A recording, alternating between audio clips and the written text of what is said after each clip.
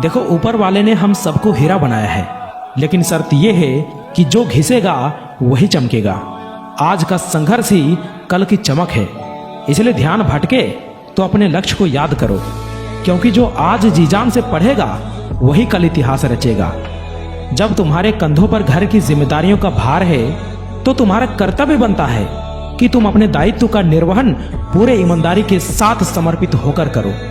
ये इज्जत, शोहरत, पैसा, पावर सब ऐसे ही नहीं मिलती दोस्त। इसे पाने के लिए मेहनत करनी पड़ती है, और हर दिन की मेहनत तुम्हें कामयाबी के एक कदम और करीब ले जाती है।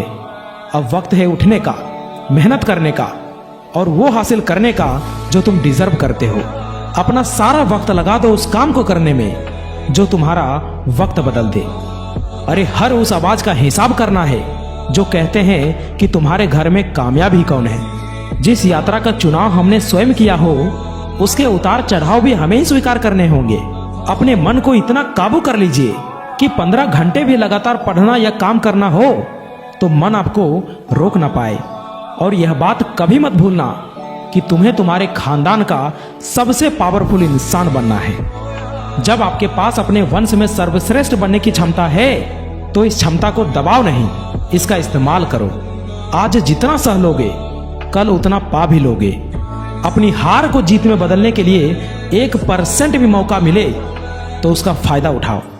तुम्हें क्या लगता है दोस्त, परीक्षा केंद्र में परीक्षा देने महज एक अभ्यर्थी ही बैठते हैं?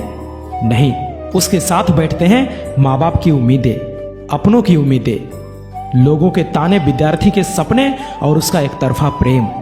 बढ़ती उम्र एक अभ्यर्थी के लिए किसी डरावने सपने से कम नहीं होता।